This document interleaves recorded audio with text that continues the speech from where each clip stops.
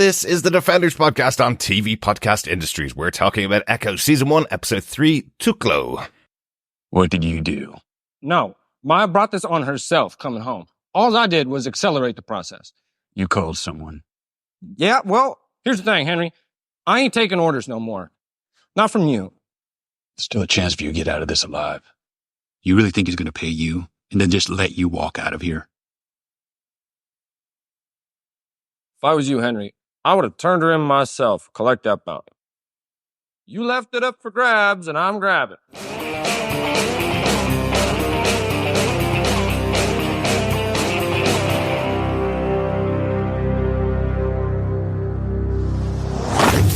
Welcome back, fellow Defenders, to the Defenders podcast on TV Podcast Industries. We're halfway through Echo Season 1, talking about Episode 3, Tuklo. I'm one of your hosts, Derek. Hello there, fellow Defenders. I am one of your other hosts, John. And much like Cousin Biscuits in this episode, Chris, unfortunately, isn't available to join us for this one. No, exactly. Yeah, so or much like Grace, one of Vickie's gang, slinked off to the car park. ran off to the car I've got to get something out of the car. Very smart way of getting out of that situation, wasn't exactly. it? I did like that. Yeah, it's quite cool, quite cool. But of course, we're going to talk about the third episode of Echo in full spoiler-filled detail. I hope you're watching along with us as we go through the season of Echo in a weekly podcast. We know it was all released on the 12th of January, but a lot more fun to talk about these on a weekly basis, isn't it? Exactly, and better for all time management. Well, definitely. Certainly good to sort of roll with this and do it 1 week at a time. Exactly. It feels like, as we said before, like the way we started doing Daredevil and Jessica Jones and Luke Cage and Iron Fist and Defenders, all those Netflix shows back in the day that all got released in one day, and we spent 7 or 8 weeks going through episodes that everybody'd seen in one day when they binged them.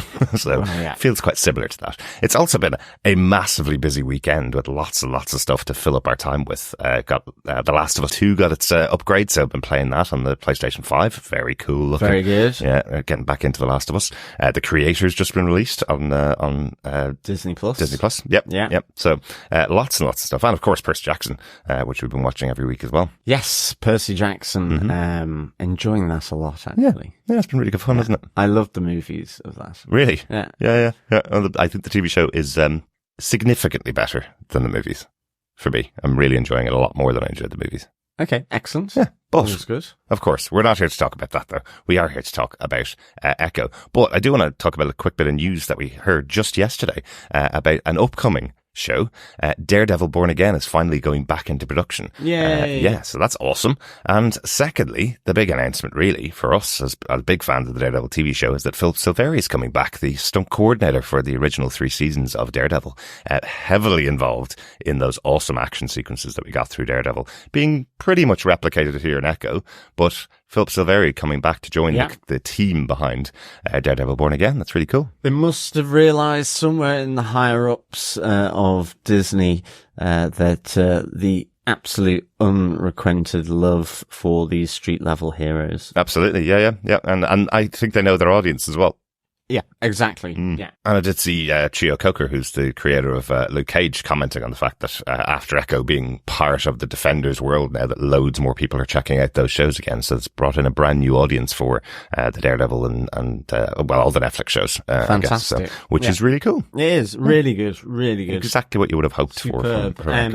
Not only have we been going back through Daredevil Season 1, but also we started on Jessica Jones Season 1, and you just realize how good, the principal casting for these shows, like Kristen Ritter is excellent, as well as David Tennant as Kilgrave. Just a fantastic kind of creepiness to that first season. Yeah, absolutely. And I forgot how much balls it took for him to use the David Tennant Doctor accent, the Doctor Who accent that he used for that as the evil villain Kilgrave in that show. He's so good, but the minute you hear that voice, you're going, hang on a second, is the TARDIS somewhere near here?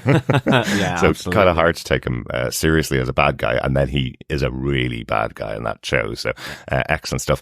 One final thing I want to say before we go into this episode, just a correction on one of the comments that we made a couple of weeks ago. I think Chris was talking about in the first episode that he'd heard Mark Bernardin and Kevin Smith talking about Echo production for the show. I think he mentioned that Mark Bernardin was saying there was supposed to be 9 episodes in the season, but confirmed now originally for this show it was supposed to be 6 episodes, like the other live action shows, and then was cut down to 5 so that they could fit everything in. You know, one of the things we've talked about throughout this season of Echo is all of the flashbacks to earlier times, you know, these massive moments in the history of the US. So I guess with those big moments and the big action sequences, it's probably quite a expensive production to do. So they cut it down to 5 episodes from 6, which makes a lot more sense, because cutting down from 9 episodes to 5 would be a huge cost. Much bigger. Absolutely. Yeah. So just wanted to correct that, because we'd said that earlier on in the podcast. So, and it has now been confirmed. Also, the making of, Echo coming out on the 31st of January, which will be available on Disney Plus as well, which we're looking forward to seeing, because, again, the scale, I suppose, of the show and those historical moments, really want to delve deep into that. So I hope the documentary that they do for that's going to be really good. No, exactly. First off, before we get into our episode details and, of course, our spoiler-filled discussion for Echo Episode 3, Tuklo, if you're new to TV Podcast Industries or the Defenders podcast, please pop on over to our website at tvpodcastindustries.com, where you can subscribe to any podcast player of your choice. We are also over on Facebook at facebook.com/groups/TV Podcast Industries. Yes, yeah. And for the feedback on all things to do with Echo, for each of the episodes, please send your emails to feedback@tvpodcastindustries.com. Absolutely. We want to hear your thoughts, especially if you're new to TV Podcast Industries as well. Welcome to our 10th anniversary year. We should say that to anybody who's listening for the first time to Echo. Lots and lots of podcasts available over on tvpodcastindustries.com, including, as I mentioned earlier on, all of the Netflix shows, which we covered as they were coming out at the time. But John, let's get into our discussion about this episode of Echo. Yeah, Derek, what are some of the episode details? Who gave us what, when, where, how, and why? Well, of course, the character of Echo was created by David Mack and Joe Quesada. The head writer for the show is Marion Dare. The teleplay for this episode was written by Marion Dare and Ken Christensen, who we mentioned on a previous episode. The story for this episode was written by Ken Christensen, Jason Gavin, and Shoshana Stern. Jason Gavin was nominated for multiple times at the WGA Awards for his work on Friday Night Lights, and also wrote on Roswell, New Mexico, and Dark Winds as well. We mentioned Dark Winds, as there was another writer on that show earlier on in the season as well. Yeah, absolutely. Yeah. I think I had a few Dark Winds as well last night after the curry. Oh dear, John. Oh dear. I don't think that show's out at all. And the other writer here, Shoshana Stern, was the co-creator and writer of her own show, This Close, which she was also the co-star of as well. She's also an actor in multiple episodes of Supernatural and Weeds, 2 of our favourite shows. Yeah, excellent stuff. That's pretty cool. Weeds. Loved it. Loved Such that a good show. Yeah. And Supernatural, of course. And this episode was directed by Katrina McKenzie. Katrina is an Indigenous Australian director with tons of TV credits for shows including The Walking Dead, Supernatural, and Mythic Quest. She's directing an episode in season 4 of The Boys as well, one of the other biggest shows we have on TV Podcast Industries. Excellent. Welcome, Katrina, to The Boys. Absolutely. Yes, looking forward to some ultra violence in The Boys as well. Given this episode, Katrina's obviously got a handle on doing violent fighting sequences, so probably see a bit more of that in The Boys. Season 4 coming later this year as well. Yeah, cool. Yeah. John, do you want to tell us what they gave us with your synopsis for Echo Episode 3, Tuklo? Sure. In the late 1800s, Tuklo practices shooting with her father, one of the Lighthorsemen. Despite wanting to be a Lighthorseman, her father forbids this because she is a woman. Tuklo's father rides out to confront some local criminals while Tuklo braids her hair like a Choctaw warrior. She receives a vision of Chafa and Lowak, and her hands begin to glow. The criminals ambush Tuklo's father, but she hears the attack and arrives in time to save him and his group of Lighthorsemen. Skully is visited by Chula, who encourages her to reach out to Maya so that she doesn't lose her granddaughter. Elsewhere in Tamaha, Maya receives a sudden vision and warning from Chafa, Lowak and Tuklo, but is ambushed and captured by Vickie. Vickie and his associates Bridgitte and Grace hold both Maya and Henry hostage at Henry's bowling alley, having tipped off Zane about Maya's location. As they wait to hand Maya over to Zane and retrieve the bounty reward, they also have to subdue and capture Bonnie after she shows up to ask Henry about the rumours that Maya has returned home. Bonnie is held with Maya, and the two of them awkwardly confront each other's absence from their lives as they seek an escape plan from their predicament. Zane arrives for Maya, betraying and killing Vickie. Before he's able to get hold of Maya, she escapes and attacks Zane's men, but fails to get the upper hand as Zane threatens Bonnie and Henry. As he holds Maya at gunpoint, preparing to shoot her and Henry, he receives a phone call, prompting Zane and his men to leave. Maya sends Bonnie away, promising to reconcile with her later, but learns from Henry the shocking revelation that Fisk is still alive. Henry takes up Maya's previous offer and promises to help her in her war with Fisk, while Skully gives Maya a new prosthetic and a new look for her prosthetic. But as Maya returns home, her one-eyed nightmare Fisk confronts her. Silently confronts her. Very silently. Yeah. Yes. I was waiting for a Maya, I was waiting for that. Yeah, something like that. But I also felt like that moment of all things, that kind of, that traditional standoff in a Western, silent but deadly kind of thing. Yeah. And I think sort of the bookend with the silent film opening. Absolutely. Kind of interesting. Yeah, so I understood why, in these moments or decisions of should he say something here or not, I can see why they went with, or a choice was made, whether it was the actor or the writer or, whatever, that they would go with the silent, but deadly, treatment, the unspoken threat. Absolutely. Here. And I suppose that works really well for Echo as well, because the show has used silence and noise, in various ways throughout the show. So I think that makes sense. A good one, John. Let's get into our top 5 fight points for the episode, our big moments, from the episode. Overall though, must say, this is one of my favorite episodes of the show so far. It's been really, really good. In fact, it might be my favorite. I know good, episode 1 had the big moments where we got the return of Daredevil, we got Kingpin in there, so those are big showy moments, but I think this episode, there's lots going on, there's lots of stuff with the characters. Love the opening and loved the massive fight sequence in the episode as well. So I think overall, this has been my favorite so far. Yeah, no, I really enjoyed this episode as well. It felt really good. So yeah, no, I think so far this series has been really solid. Really I've good, really enjoyed it. Yeah. But shall we get on to our fight point number 1? Absolutely. Tuklo and the Lighthorsemen. Yeah, I thought this was a really, really interesting opening. Not just because it reveals another ancestor, but because of the way it was put together. In the last 2 episodes, we've had the ancestor of Chafa and of Lowak, and we've seen their introductions kind of filmed as if we're following the characters, I suppose. Whereas here, while we're still following the character, we're seeing it as if it's being shown through a 1950s silent movie or a 1940s silent movie, which was a really interesting choice. And it made me really think about the difference in cinema over the course of the last 100 years. Cinema started out obviously as a silent medium where images projected on screen, you had the dialogue showing up, only in text, and then you had a piano playing over the back for the audience to just get the excitement of the movie. Which is really interesting when you think about the fact that Echo is hearing impaired, that she's a deaf character.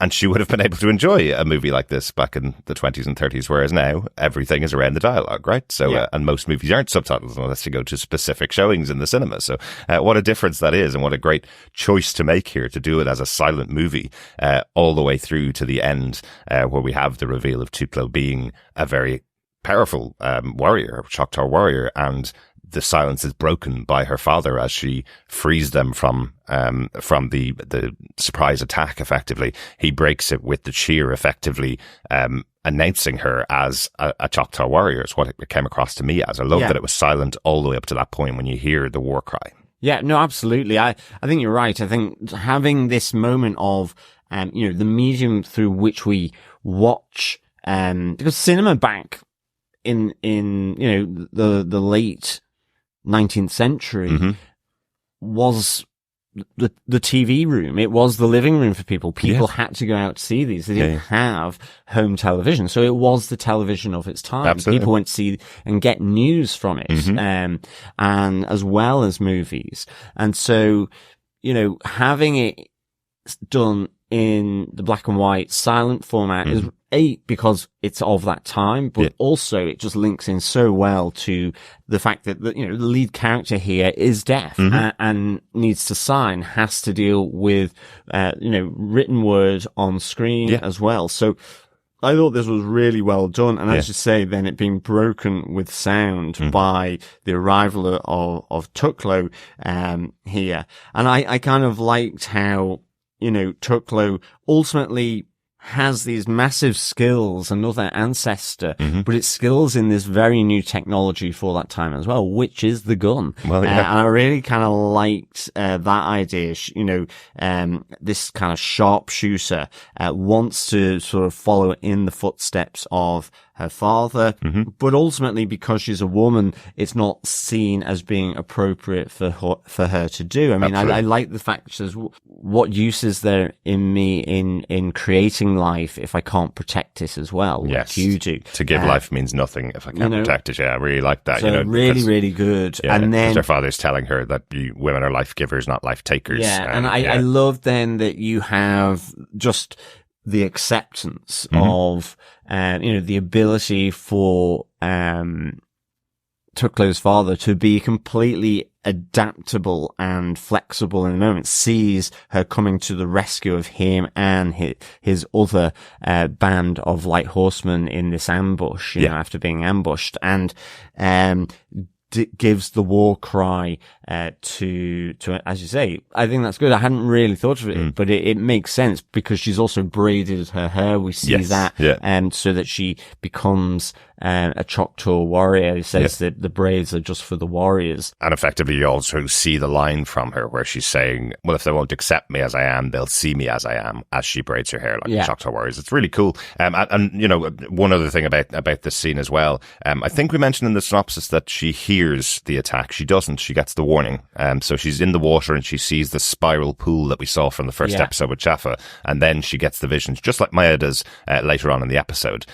She gets the visions and realizes something's happening. So again, this ancestral warning call coming from the women of the Choctaw Nation, the ancestors throughout history that are able to warn and empower Tuklo here. Yeah, absolutely. And again, I'm loving this opening of seeing, the Choctaw Nation throughout the different periods of time. And I love the fact that, even just with that the final episode being Maya is her joining those ranks of these fierce, Choctaw warrior women, creators, protectors, whatever. And I think that's really, really interesting. And it's such a great choice to have that and to link this through, with Echo. So absolutely loved this, opening for me. Yeah. I do also want to mention, of course, obviously checking this out as we've seen the episode, the Lighthorsemen, are real, characters. They're real people in existence. The each of the 5 major,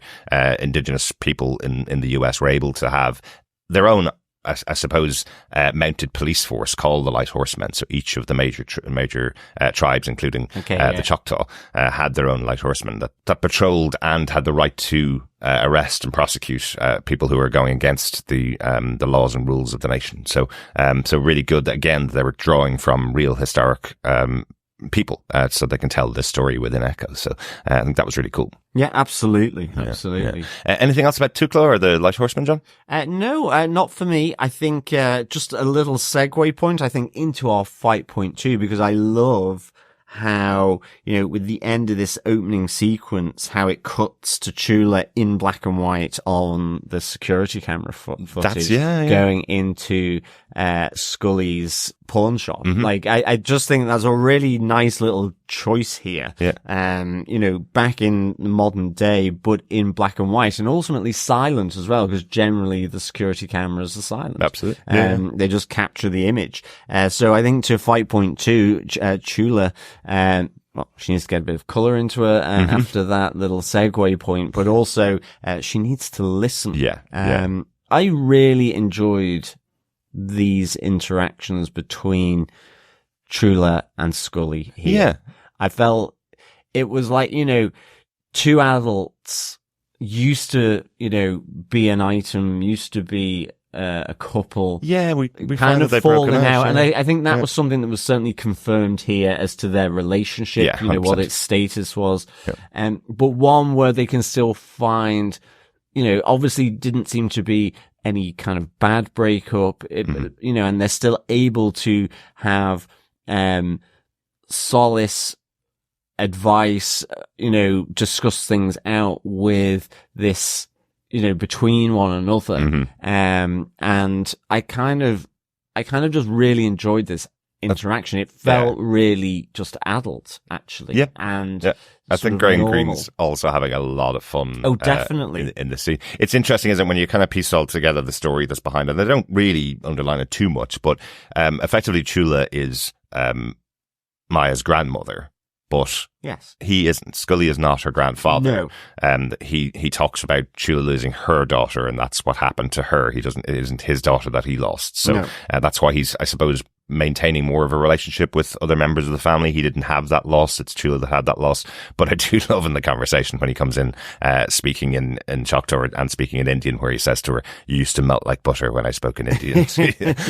You know, he's still massively horny. Well, that's it. He's still trying Chula. his tricks, you know, to kind of woo her in a sense, you know. Sitting beside her on the tiny couch going, "Well, I have a back problem, so it's much more comfortable beside me here," and she's having none of it. Yeah. That's it. It's that cheekiness, but then also, you know, you can sense that Chula is this sort of real, you know, strong woman in this community, you know, has the respect of others. You know, is the wise, sage lady of the community, or one of them. And yet Skully, because of their previous relationship, has that shorthand, doesn't necessarily have some of the reverence. And I like how he just defends Maya here and gives her a few home truths that, you know, well, you don't even know her. She, you know, left so young, you know, and you say you want to protect, but you lost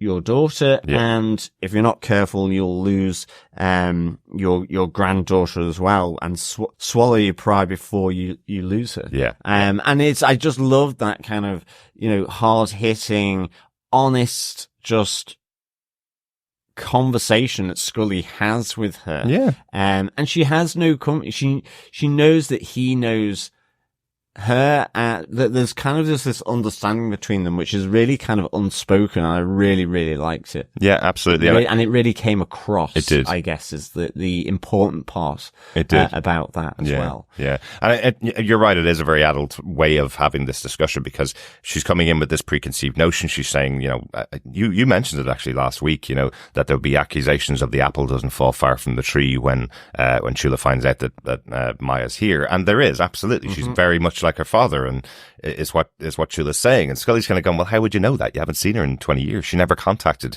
Maya. She never visited her in New York. She never found out who Maya is as a person now, but is automatically going, she's just like her father, just like William, involved in all those bad things, just like he was.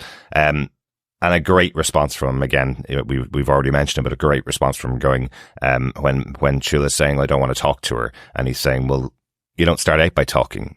You need to listen. Maybe it's a time where you sit and listen, rather than coming in with that judgment, rather than coming in with those accusations about who Maya is when you don't know anything about her. Maybe you just need to sit and listen to her before you lose your granddaughter, like you lost your daughter. I thought that was really, really good. Yeah. No, exactly. It was just superb. Yeah. I loved how this kind of played through, really. And we'll see if she takes, you know, her old flames advice, really. Yeah, exactly. One other little tiny connection there. We said Biscuits isn't in this episode, which, you know, is a bit of a shame, because I really do like Biscuits. But confirmation of what happened to his PlayStation is in here. Nobody bought it from him. He put it into the pawn shop and got $100 for it, which is quite impressive for a PlayStation 4. Pretty impressive. Isn't it? Yeah. Since the PlayStation 5 is out, you'd expect to get a bit less money for your PlayStation, especially in a pawn shop. So well done. He did get some of the money up. Well, he can always get it back if he goes back with the 100. Exactly. Yeah. So if he makes his money back, he also doesn't lose his PlayStation. That's true. Smart biscuits. Exactly. Let's go on to fight point number 3. We'd mentioned earlier on a little bit about Maya being captured, but really let's talk about everything that comes here from that point where Maya's on her walk near the lake in Tamaha. and she gets that moment of flashes from the past, from the ancestors. We saw that she can kind of call upon them in the last episode where she was using the gun. She's kind of calling upon her ancestors to guide her shooting and getting that connection. Yeah, but I don't think it's purposeful. It's not something I feel she understands how it's happening yet. Not yet, just but because she's the trying expression on Maya's face when it happens, it's almost like a shock. And as you say, it brings her a skill set, a warning, or some insight that is needed at that moment. Yeah. But I don't get the sense that there's any control to it from Maya's side at the moment. Not just yet. Not just yet. Not at this very moment. But I do love this warning vision. As you have each of the ancestors that we've seen so far looking directly into the camera, looking directly at Maya, basically, and telling her to run, telling her to get out of there, basically. I thought that was really cool. It's a little too late. Yeah. Because they're on her as it finishes. Exactly. But it does feel a little bit like Spidey Sense to me. It feels a little bit like the Peter Tingle, as it's jokingly called in the MCU. But where there's a moment where she's being told something bad's about to happen. She doesn't know what it is. She's being told to run, get out of there. But it is a little too late. But it does get a little warning here. Yeah, well, I think importantly, it's that you get the flashes of Chafa, Lowak, and Tuklo here, but you get the woodpecker, which is the warning. And again, maybe Maya hasn't seen that, so she's like going, what the hell is the woodpecker about? Exactly. As they chloroform kind of thing. I'm guessing it was chloroform. I think so. Or something like that to knock her out, So, that's where I feel she's still kind of on this learning path to understand what these visions are. Yeah, because we saw the woodpecker back in episode 1. In case you don't remember, that's when the woodpecker we saw land outside the house of Chula's daughter, Maya's mother, as a warning that something was about to happen, and that's where she dies and Maya loses her leg. So this is a thread that's running through the episode, not only the ancestors, but also this spirit animal almost that's giving this guidance, giving this warning to her. But she is taken in by the opportunist, Vickie. I do like later on in the episode, as Henry calls out how unusual this is. The guy that cleans the bowling shoes is the guy that's turned us in, and we almost died at his hands because he's working for me.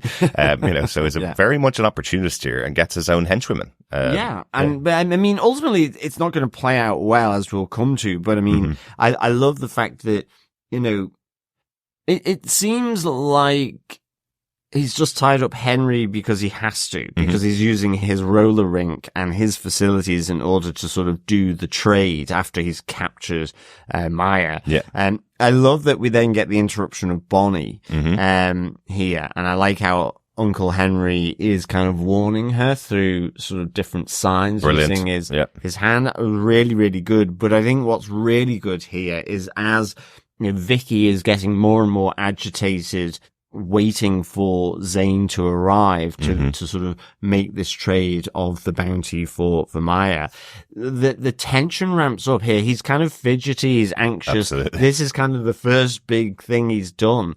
It's taken a lot of risk for him to do this and a lot of effort. Yes, he's got his gang of Grace and Bridgitte, but again, they're nervous around Maya because they know of her reputation almost. Yeah. And then Bonnie shows up, and I think you kind of get this lovely little interlude of sheer awkwardness. Maya didn't want to see Bonnie at all, and she didn't want her to know that she was in town. Bonnie, ironically, has arrived at Henry's to sort of understand if these rumors are true, because why hasn't she contacted her?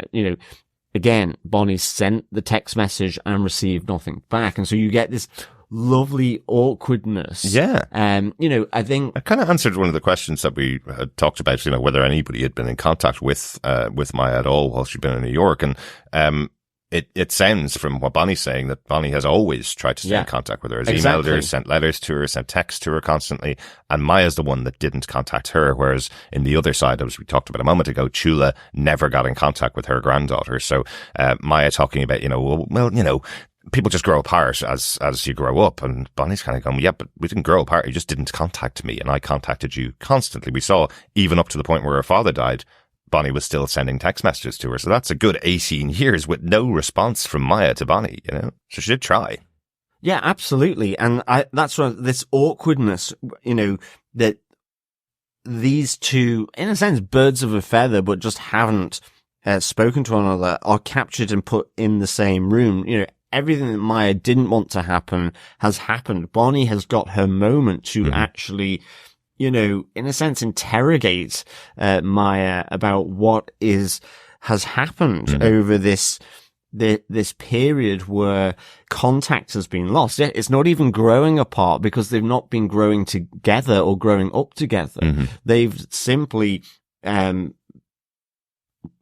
moved apart because of a lack of contact and distance, despite all of Bonnie's best efforts. And I think the other side of it is then, like, the soundscape that they introduce into these scenes is really, really good. I actually really enjoyed it because it's a bit more subtle than, say, the fight scene that we saw in episode 1, because it's that movement of Bonnie coming in, Maya not hearing that she's coming. Yeah. She's sort of strapped up and is facing away from the door, and it's the visual cue of and the look from Maya as she realizes that Bonnie's here, and then it coming into sound, and then it moving back into the signing and just have that conversation. And you know, I thought that was really, really well done, and I think that it flows through this whole piece where she's locked in this store cupboard with Bonnie, and she's, you know, using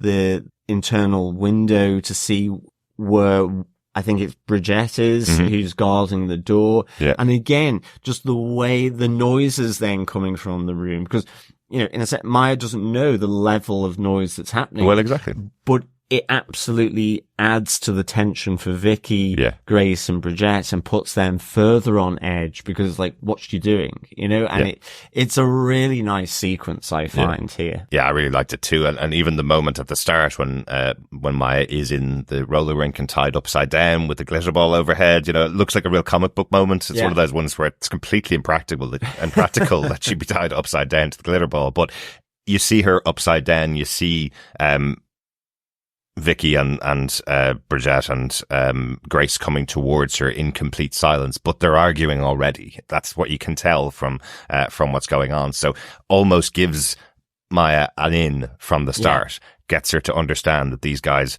aren't the best criminals in the world, gets her to understand that there is a little tension between them already. So she can pick them apart as the episode goes on. I thought that was a nice little added touch there. And then they make their break for it. So, very quickly, Maya gets out of being tied up. She has the awesome, boot knife, as we've seen in many, many movies now, as the boot knife that she uses to cut off her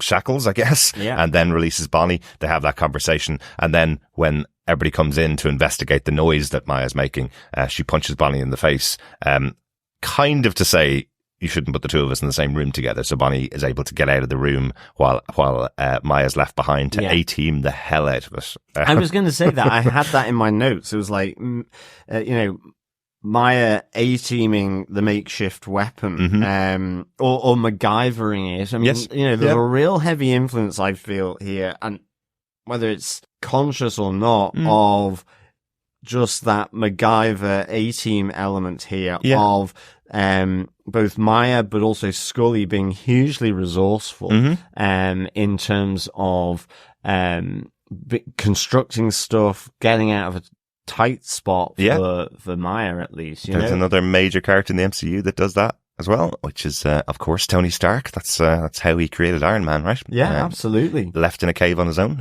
finds a way out of there using all the tools at his disposal, exactly like Maya here. So I love that even that conversation with Bonnie as she's trying to get Maya's attention, she's looking through every box in the room to see which she can use. And then we get, as I said, when Bonnie's removed from the room, Maya left alone and is able to go through all the boxes to find all the ways of making this new gun for herself. Yeah. I think it's really cool. Even putting the laser sight on it, I thought was really good. Yeah, when it hits Bridgitte as well, or Bridgitte or whatever, and she's like, "Oh my goodness, I've got like a sniper rifle on me." Yeah, but she just gets then hit by a load of nuts. Exactly. As in the nuts and bolts variety of nuts. Exactly. Rather than an almond or a walnut. Yeah.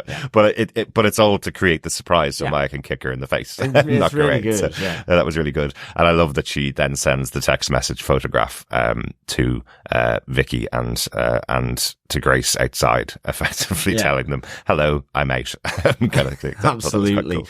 But shall we get on to the fight point 4, which kind of leads into this, because we have the arrival of Zane, and it is the Roller Rink Rumble. Has to be the Roller Rink Rumble. Zane and his posse effectively arrive. See, we told you Zane was going to be important. I'm sure we'd seen him before. I think we mentioned last week he's an actor who's been in loads of TV shows, including Agents of S.H.I.E.L.D. before, which is still a Marvel show. We're going to fight for that one. It'll be back in the MCU soon, I'm sure. But interestingly, he's Welsh here. We have another Welsh villain after Secret Invasion, where we had Kingsley Benadire playing a Welsh character who was a Skrull as well. Here we have a second Welsh villain in the show. What is it about Wales and the accent? Don't know. I really don't know. I always thought it was much more soft and lilty, like an Irish accent. But I mean, I guess if you have, a certain accent on it, then it can be much harsher. Absolutely. So, Absolutely. But I mean, yes, Zane arrives, but he doesn't like being played around. And here it's just like inexperience of Vickie, as well as just, I guess, the evilness of Zane, really. In the end. I like that Henry kind of set that up in his conversation with Vickie. Do you actually think you're getting one of Kingpin's men here to pay you for giving them Maya back? Do you actually think that's what's going to happen? They're going to kill you. That's absolutely their plan. They're coming here, taking Maya, and you're getting nothing out of this situation. And Vickie's kind of going, well, I'll get a higher position. I don't want to have any more orders from you anymore. I'm like, this guy is like low level. Tried to take a shot and completely missed here. He thinks he's got a royal flush, and in the end, he just has 5 separate cards. Exactly. That sounds like it's from experience of your poker playing. It is. It's kind of like he thinks he is the kingpin, at least of Tamaha. Yeah. And it's, the big boys from New York are coming down, and, yes, they still may be relatively low on the Fisk organization, but they're higher than he is, and it's like, and to be honest, just the fact that in the end, Vickie is betrayed by, Bridgitte has been kind of taken out by Maya because of all the nuts to the chest and stomach. Grace, and the kick to the face. And the kick to the face, yes. So she's kind of knocked out somewhere in the roller rink. Grace has the foresight to realize the gravity of the situation when Zane and his men come in and goes, I just need to get something from the car. I need to go check something out. Yeah. Which is exactly what I would do if I was even allowed. But they do let her go. This is like, she is not important. And Vickie is suddenly left there on his own. It's kind of like, it's the emperor with no clothes. It's suddenly his nakedness and isolation is revealed. Absolutely. If they had done some kind of artistic touch of having just a single spotlight on him from the roller rink, it would have made sense, because in the end, his death is not anything that is, he's running for his life in his final moments. And it's actually when the lights do go down and you see Bonnie witnessing, I guess, the violence of the organization that Maya has been a part of, in some ways what her life has been like.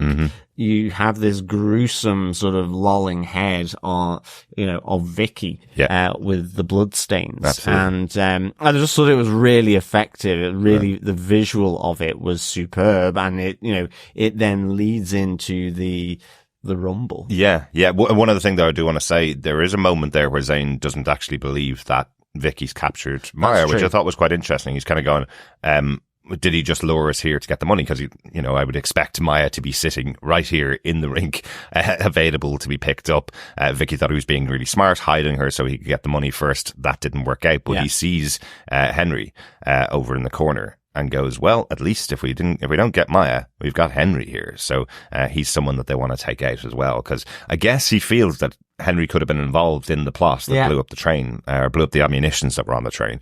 I guess he feels at least we've got Henry here. But then the lights go out, and then the epic white noise of Rob Zombie comes out to disorient everybody that's in there. Absolutely. Cool. And what a great way to use, again, everything you have available. It's something that was done with great gusto in the Daredevil TV show, where you're in an environment and they use everything in the environment as part of the fight. Here, the whole fight doesn't start out in the roller rink. It starts out in the laser tag arena. Already an arena set up for people with guns to walk around and find their enemies hidden in different places. And Maya uses all that completely to her advantage. She's turned out the lights. The whole place is steeped in red with this really, really loud metal song playing over the top. Dracula. I love, I mean, this fight scene is great because, as Maya sort of wades her way through Zane's men, with the power of Tuklo's aim, and the sharpshooter, and I love how that flashes in to, like she shoots guns out of the people's sounds hands. of Dracula, playing through as you say, she makes her way from the laser tag, game, through, the arcade games, and through a wall as well. Through a wall, you name it. Make America Skate Again is broken through. Yep. Absolutely. And I just really, really thought, again, another superb fight sequence here. I thought this was really good. And what I liked more about it, the second and third time I watched the episode, we'd seen her fight in episode 1, as we said. That was her first moment where she was aligning with Kingpin's troops. And she was definitely capable back then of fighting. We've seen the training that she's had, years and years of training in boxing and kickboxing. But here, you see a much more experienced fighter. The way that she's throwing those punches and kicks at Zane's men looks really proficient. Like, I must say, Alekwa Cox must have been in training for months to get these fight sequences right. She really has a strong power to her in these fights. I thought it was really well choreographed. Great job. No, definitely. And it doesn't harm when you literally have sharpshooter abilities. I mean, that moment where she takes 3 of Zane's men's out on the roller rink floor with the handgun that she's taken off another one. Yeah. So it's that combination as well of, her fighting, using her leg, using the guns that she's picking up along the way, and brawling as well. The arcade part of this feels much more brawly in some parts of it. And it was just really, really good. Yeah, it was cool. And I guess underlying again that Maya's not a hero within the MCU. She definitely kills a couple of the guys there. She kills pretty much most of them. There are a few still left at the end, but she does take out quite a few of them as she goes through it. And it's definitely killing. Definitely. Unlike the normal Marvel TV shows where it's a punch to the face and they get knocked out and stay knocked out, she's definitely killing them. So, definitely. But the one thing I did want to just highlight again in this fight, because we talked about it earlier on and talked about it a little bit last episode, she's absolutely feels like she's channeling Tuklo and the abilities of Tuklo here. Definitely. So she tried it last episode when she was using the shooting ability of Tuklo and realizing that she's getting that ancestral push through her, but it felt like a test at the end of last episode because she reacted really surprised that it was working. This time she is using the abilities that she's seen in her visions almost. So I thought that was cool. She uses the gun ability and she also uses the other weapon that Tuklo uses in the flashback. It's like it's a Native American weapon, which is used for knocking out rabbits, I think. So we saw Tuklo use it to knock out a bottle when she's training with her father, and we see Echo doing the same thing. We see Maya doing the same thing here, where she's throwing a ball at 3 of the guys' heads to knock them out. So I thought that was quite cool that she's channeling each of those abilities here. And I kind of hope that this is what we'll see when we get to the final episode of the season, that she's calling on each of the abilities of her ancestors. By our powers. Exactly. Yeah, exactly. absolutely. But ultimately here, they bring out Bonnie and Henry is there as well at gunpoint. Yeah. And that makes Maya stand down effectively. Exactly. She is then captured by Zane, has the gun to her head, but Zane is called off by a phone call. Yeah. In a New York minute. Who is in town? ? I wonder. Yeah, I think we all know, for sure, but I think it's, it's kind of what flows from suddenly realizing that, okay, someone has called this off, Yeah. But it's the phone call. It's the New York Minute by the Eagles is the sound that Zane's got on his phone indicating this is a phone call from Kingpin. This is a phone call from New York, effectively. Yeah. So the minute I heard that, the music playing, I'm going, oh, okay. So Kingpin's calling this to be stood down. No, absolutely. But it is that Maya doesn't believe that it is Fisk until Henry reveals that he's still alive. And she's like, yeah, but I shot him in the eye. In the face. Yeah. And so, this then, you can see the terror here. But the other side of it is, in this moment, even though he knows Fisk is still alive, that he takes up Maya's offer from episode 1 to stand with her in this kind of, to become the Queen Pin, effectively. Yeah. So we have Henry Black Crow Lopez standing with her to be on her side. Exactly. So, that is the notion of her beginning to get a team together as well. Exactly. Yeah, you're right. There is that team there, and it is family as well. This is her uncle, and Bonnie, of course, is the one that they captured and stopped Maya in the fight. And we see the conversation with Bonnie outside, where she's saying to her, "I promise you, I will protect you. They won't be coming for you. They'll be coming for me." So there's that connection there with Maya. Let's move on to our final fight point, because obviously Fisk returning is the big moment at the end of the episode, but there's a bit that leads up to it, which kind of leads out of the Roller Rink Rumble, which is Maya finding her home here in Tamaha. Having Henry say that he's going to support her and join with her, having Bonnie there and Maya telling her she'll protect her at all costs, that she promises to protect her.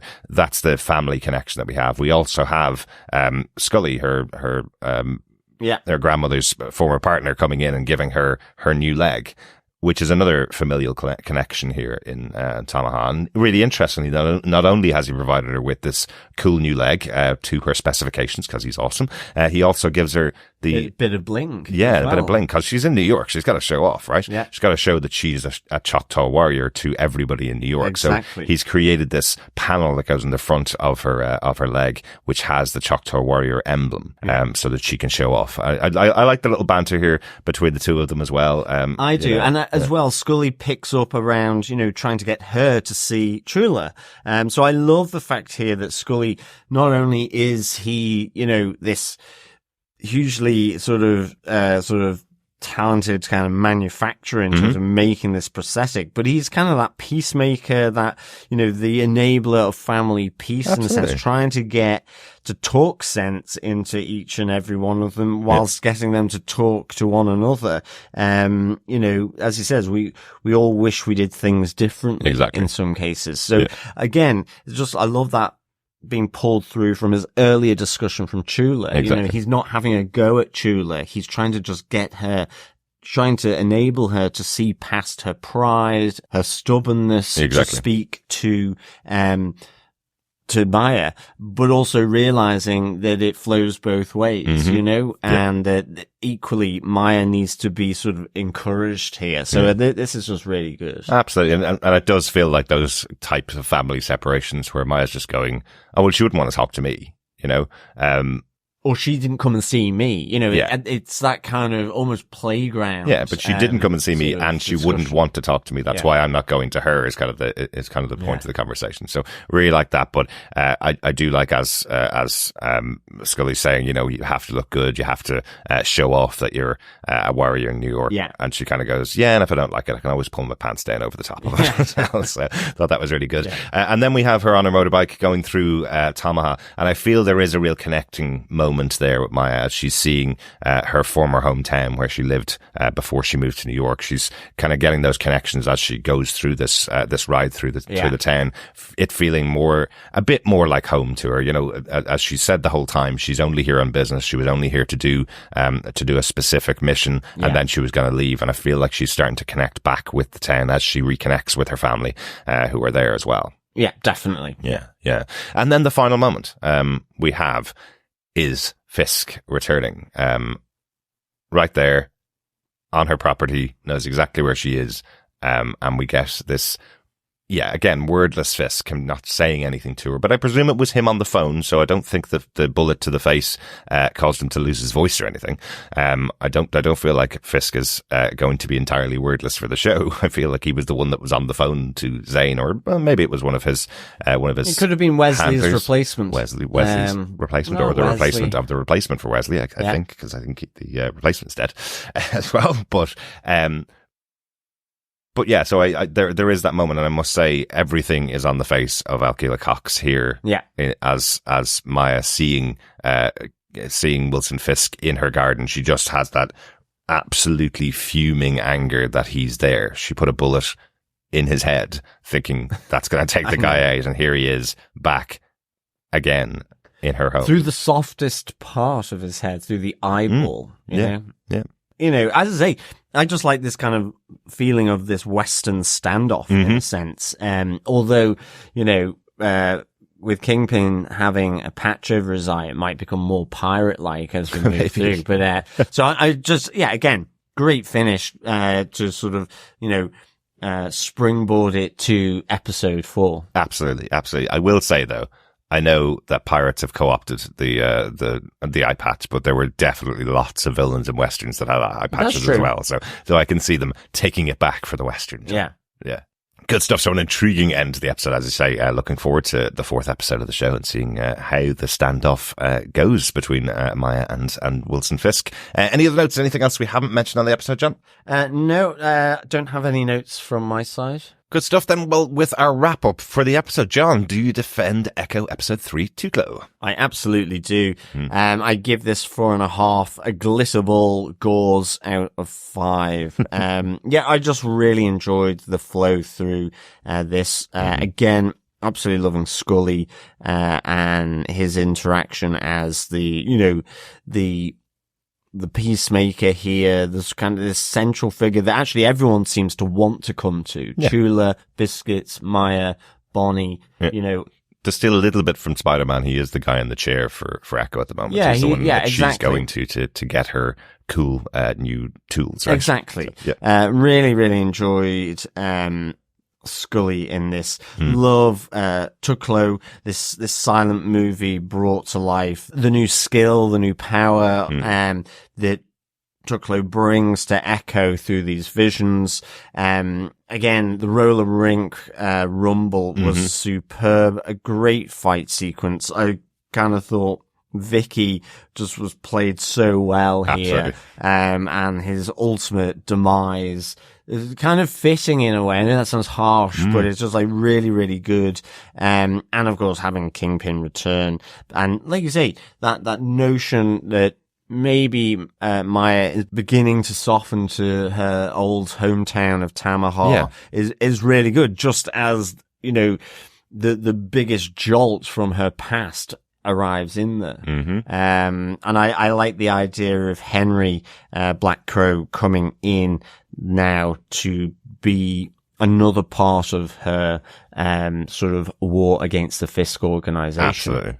Absolutely. So absolutely. 4.5 glitterball gauze out of 5 for me. Derek, do you defend this episode of Echo? Yes, I absolutely do. As I said, I think this is probably my favorite episode so far. Again, the opening in black and white and silence, like a silent movie playing out until that war cry welcoming Tuklo almost into the Lighthorsemen. I thought that was a brilliant opening, and the close on the other end of it, the brilliant Roller Rink rumble in the middle, but the close on the end of it as Maya's traveling through Tamaha, and just the underlying music underneath that. I thought it was absolutely beautiful as the whole local Choctaw people are all together singing this amazing song as Maya's traveling around the city. I thought that was a really cool touch as well. But overall, yeah, I think this is my favorite episode of the season so far. So of course I defend it. Really looking forward to the 4th episode of Echo. Yeah. Exactly. Good stuff. Yeah, let's go for a drink, John. Yes, let us go to the bar quiz. Fellow quizzers, fellow defenders, welcome back. We are on to question 3 for the Echo bar quiz. So let us kick off with question 3. What is the name of the arcade game that Maya gets smashed into and almost grabbed as she fights with Zane's men at Henry's Roller Rink? Oh, very good, very good. Put a little clue in the question. I like it. Yes, so that's the 3rd question in our 5-question pub quiz or bar quiz. All you need to do is put together the answers to all 5 questions. Email us into feedback@tvpodcastindustries.com at the end of the season, and you could be in with a chance of getting your hands on some Echo goodies. John, do you want to remind them of the question for this week's episode? Certainly. Here we go. What is the name of the arcade game that Maya gets smashed into and almost grabbed as she fights with Zane's men at Henry's Roller Rink? Great stuff. If you missed any of the questions so far, they are on the previous podcasts, or pop on over to our website at tvpodcastindustries.com. Click on the pub quizzes button on the main screen and you'll get the questions as they come out each week. Great stuff. Let's find out what our fellow defenders had to say. First up, we got an email in from Coffee and Vodka who says, "Greetings, fellow laser tagging defenders. Now, this episode brought me back to the good old days. Throw in some minor cursing, a bit more blood, a compound fracture or two, and a smidge more pathos, and you'd expect to hear the Netflix tone before the title screen. Speaking of, I love the cold open and title theme. Only knowing what I do of Echo from her early appearances in Daredevil comics, how much of her origin have they changed? A wonderful battle to Dragula, friends more or less reunited, more Granny, and the return of the King. Pin. Who could ask for anything more? 5 ball-bearing blasted basic bitches, sepia-shaded sharpshooters, and gobsmacked mobsters out of 5. Peace and take care. Coffee and Vodka." Fantastic stuff, Coffee and Vodka. Yeah, I must say I am not entirely sure to what extent they are, playing with adapting the Echo origins or powers or story of her origin from Daredevil at all, to be honest. They are changing quite a bit. The connection, I suppose, just having Matt Murdock in the first episode, that's the connection, I suppose, just a kind of a reference that Echo started out in Daredevil comics. But it is quite different from the origin story, and they are connecting it much more into the Choctaw Nation. So this idea of the ancestral Echo, I guess, bring on her powers, not something I've read so far in what I've read of Echo, but again, not hugely versed in the Echo character. What we mentioned before is that in the comic book, she's able to echo what she's seeing in front of her, the fighting style of other people around her, which is quite different to what we're seeing here in the show. She's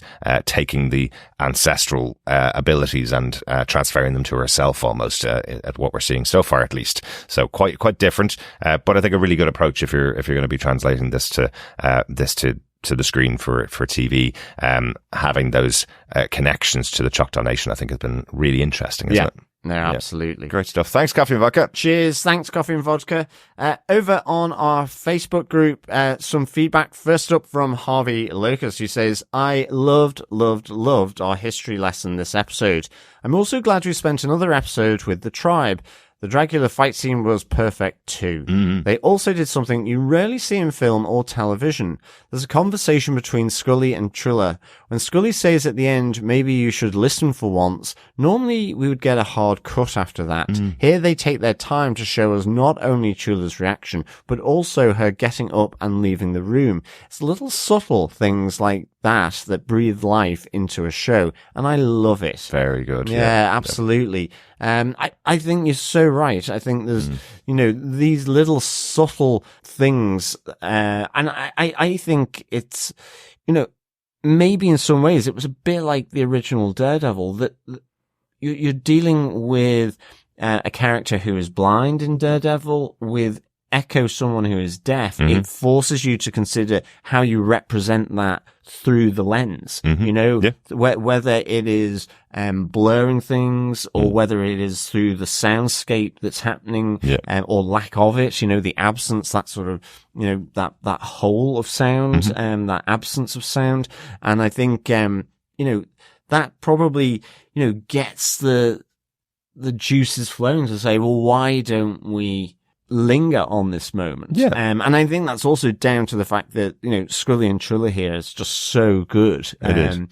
Graham Greene and Tantu Cardinal are just wonderful together Really in terms of what you pick up from their expressions, their little nods and so on, their winks. And I think it's really, really good. Yeah. Yeah, but it's also more adult filmmaking. You know, this is a show aimed at a more adult audience. This is the kind of thing you would see in a proper dramatic movie. You know, in the past, comic book movies specifically, going back to the 90s and noughties and up until now, the tradition would be edit it down, fast cut it, make sure everything is barreling along at a pace. Don't have character moments. You know, having a character moment, seeing Chula have that reaction, having her think about what's just been said to her, is a much more real life scene than you would see somewhere else. Normally it's about just the dialogue that's being said, but in filmmaking, show don't tell is really important. Show what's happening on Chula's face. Show that she's having that reaction. We see her later on when she's out with the rest of the community. Everybody else is singing. Chula's still thinking about that conversation, it seems, that she's had with Skully. She's still trying to make a decision as to what she'll do. And having her sitting in the middle of a room with everybody else singing around her while she's thinking is a really good choice to make for a show like this. So you can show much more about the characterization of the people that are here. Yeah. And you know, the other side of it is the layering here. You know, you have Skully, who has had this conversation with Chula. He's had the same conversation just with Maya, but we've also got now Bonnie and Maya having been sort of locked in the same store cupboard as one another, and at least having some interaction. You know, as Coffee and Vodka said, that friends almost reunited. And it's the layering of these different events to there possibly being some reconciliation, at least at a family level. You know, because Chula will certainly be fine with speaking with Bonnie. And so Bonnie's perspective comes into, so, you know, all these connections I think are just layered wonderfully. Yeah, absolutely. I think in the same way of layering sort of the ancestral echo, as you say, with Chafa, Lowak, and now Tuklo, you know, so yeah, I'm totally there with you, Harvey. Yeah, absolutely. Thanks, Harvey. We also got some feedback in from Michael Booth, who says, cool opening. Almost feels like a link back to WandaVision, using a TV/movie style of the past to tell the narrative in style as much as action. Yeah, absolutely. Yeah, good note. The show is moving far slower than I expected, though. 3/5 of the way through, and so far, Maya has blown up a building and fought a bunch of guys in a bowling alley. Either the next 2 episodes are going to take us on an interesting, hopefully twisty journey, or I'm a little worried this show will feel like it's gone nowhere. I guess time will tell on that, Michael. We haven't actually watched the other 2 episodes yet, so don't know just yet, but I'm really enjoying this tale, I must say. Although I do think it's interesting, isn't it? Because right now the big question is whether Chula and Maya are going to reconnect, or whether they'll reunite. And I can't see Chula approving of Maya's plan to become Queenpin. I can't see that she would be very happy with her granddaughter staying in the criminal community. So I wonder how that's gonna play out. Thanks, Michael, for your thoughts. Yeah, thanks, Michael. Moduline Vandenberg says, using the prosthesis as a way to express her tribe was absolutely awesome, and something that really touched something in me. As a mobility aid user, I try to use those to express myself, slowly making the shift from the boring aids we used in the past. Seeing her do the same was something that made me feel so seen, and I absolutely loved it. As a mobility aid user, not an amputee, but I still feel very represented by Maya. For disability representation, I still take everything that I can get. We don't have that much choice. I'm really loving the show so far, but this really hit close to home. Very good. Thanks, Marjoline. That's really, really great to hear. Yeah. I mean, it is one of those things when, I mean, again, even just the banter back, because it's, I can imagine sort of adding something to give something so a medical device some personality or representation of the personality or something of the person who needs it and wears it. Yeah. It's really cool, and it's great to see. You know, as we said before, representation is really, really important, and seeing it on screen. The way it's being presented, you know, is really, really good, particularly in this show. They're doing a great job, overall. So, really glad that you're finding, the connection to this show, Marceline. And thanks so much for your feedback. And finally, we have some feedback in from Dr. Bob Phillips, who says, I'm really enjoying the different choices of storytelling technique to drop the ancestral hero that will echo through the episode. First, we had the fantastical plane. Second, the docudrama, and this a 50s newsreel. Add to this Punisher-level violence the use of sound to disable, and the twist of near execution when it looks like victory was near was brilliant. But will Kingpin ever speak? Will Bonnie bring an ambulance to a firefight? Who will the fourth ancestor be to help Maya out of her current pickle? And will they carry the emblem of the warrior which now embosses Maya's leg? Very good, Dr. Bob. Yeah, absolutely. Lots of questions. Lots of questions. Certainly, Taloa, I think, is the name of the ancestor that will be helping, Maya through, this sort of next stage of her predicament as she continues, her battle with Fisk. Well, that is the name of the next episode, Exactly. definitely. So it's probably Taloa. I'm being cheeky. Yeah. I wonder if Taloa is just a really good negotiator, and suddenly May will be able to talk to Fisk and talk him down and take over his position. Yeah. Using the power of conversation. Absolutely. And also bringing an ambulance to a firefight. I mean, I did actually quite like the conversation of, you know, Barney saying, we need to call the police. And I was like, no, because otherwise heat's on me. And it's like, you know, I guess that's really problematic for a firefighter. There. So, I kind of like you saw that when she was able to get out, when she was warned off the roller rink by Henry, she goes straight to her car and calls dispatch to try and get the police down, but is unfortunately brought back inside by Bridgitte or Grace. I can't actually remember which one of the two it was that brought her inside, but she was stopped. But the first thing she thinks of doing, of course, is calling the police, exactly as I would assume. But hey, your best friend's a criminal. So, going to be difficult. Great stuff. Thanks, everybody. Thanks so much for your feedback. Thanks, Dr. Bob. And thanks everyone else for your feedback. Absolutely. We do love to hear your thoughts. There's still 2 more episodes of Echo to go. So if you have any thoughts on the series, you can email us to feedback@tvpodcastindustries.com, or you can pop on over to our Facebook group at facebook.com/groups/tvpodcastindustries. There's a post up there for each of the episodes where you can leave your spoiler-filled thoughts on there. Or you can follow us over on Threads as we make Twitter our X. You can still find us at TV Podcast Industries over on Threads. Yes, and remember, you can also support TV Podcast Industries by subscribing to tvpodcastindustries.com and leaving a review on your favored podcast catcher. Remember to share the podcast with family and friends, because, of course, sharing the podcast is, of course, sharing the love. Absolutely. Indeed. You can also support us over on Patreon or buy me a coffee at patreon.com/TV Podcast Industries or buymeacoffee.com/TVPI. Absolutely. Thanks so much for joining us for our Echo Episode 3 podcast on TV Podcast Industries. We will be back next week with Episode 4, Taloa. Yep, fellow defenders and, of course, fellow quizzers, thank you so much for joining us. Until next time, until Episode 4. Keep watching, keep listening, and, of course, keep defending. Bye. Bye.